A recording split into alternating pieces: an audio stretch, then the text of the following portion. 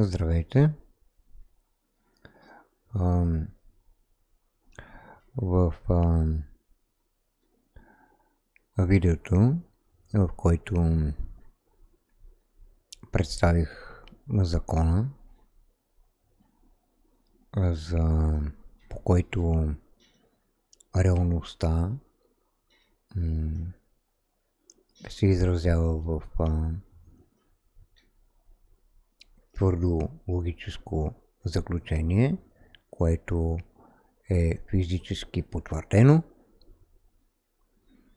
и въз основа на което аз ще мога да представя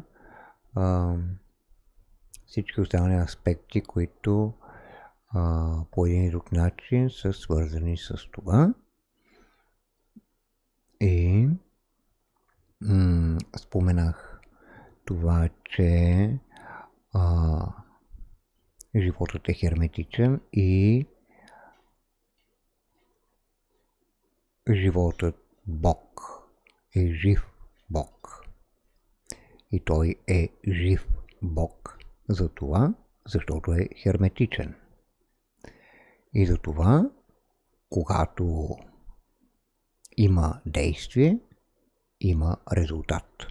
Защото се връща, има отговор на действието. То се връща обратно като резултат. Може да получим резултат.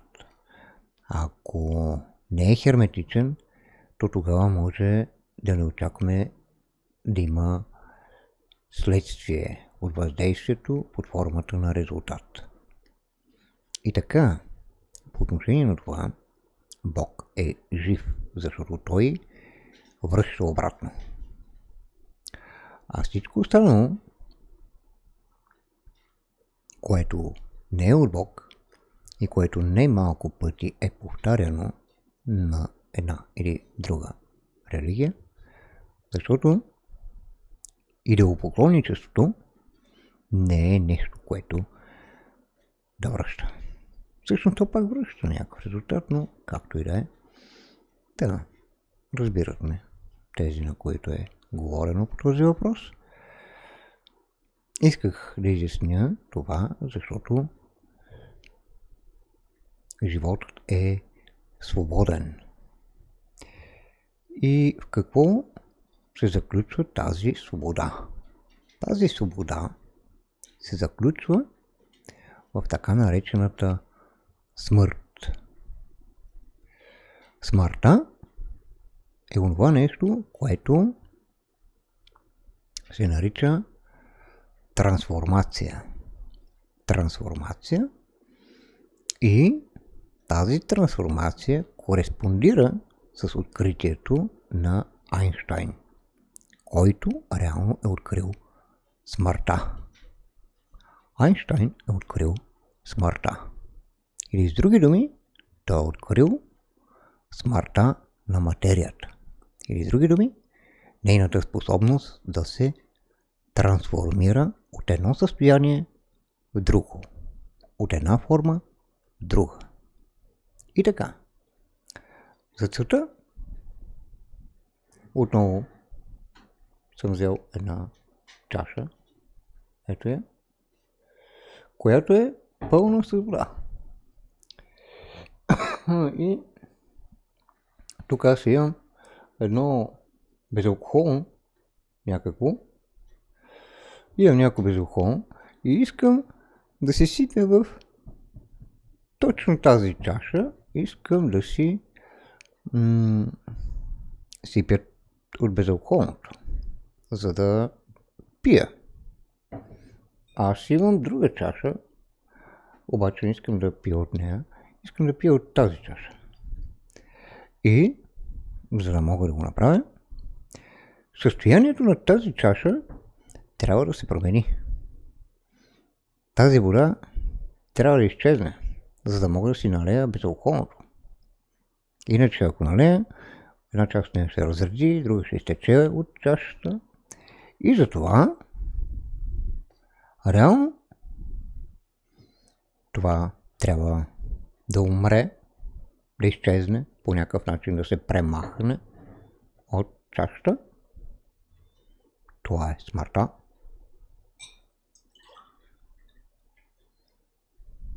Ето. И сега, след като вече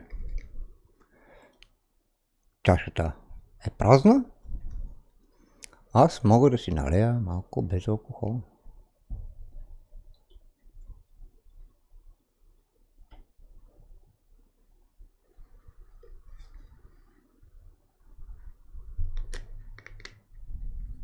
Страхотно, нали?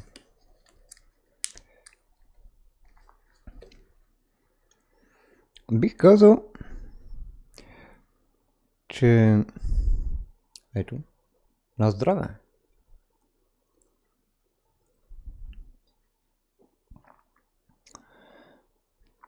Бих казал, че това е твърде просто, твърде очевидно за всеки човек. И не би трябвало да има нужда от доказване. Но, за да го правя, явно, че има нужда от доказване. И така, това, което установих сега с това допълнително клипче, се състои в това, защото нищо не би могло да се промени, ако то преди това не се разруши или промени състоянието си, за да може, всъщност въобще то просто няма да, то би било статично. То просто няма да мени състоянието си. Ако имаше определено движение, което е не свободно, то щеше да бъде механично. Това състояние щеше да бъде механично. То нямаше да бъде свободно. И съответно нямаше да променя състоянието си. Извън рамките на своята механична дейност. И понеже е свободно, затова то може да се променя. А това е материята. Материята, тя е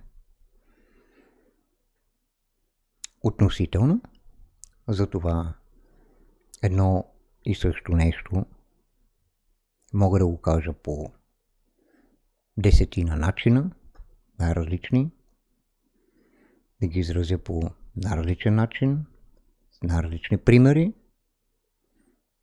Това е така наречената свобода или способността на разнообразието. Защото, за да може да има разнообразие, то трябва да е способно да се трансформира.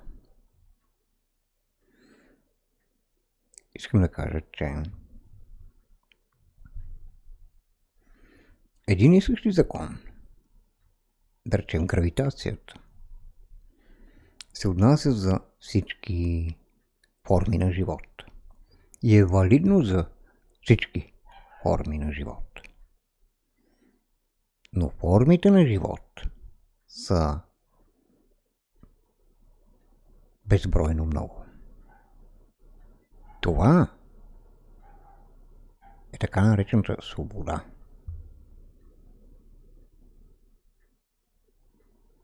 Благодаря, че ме изслушаш.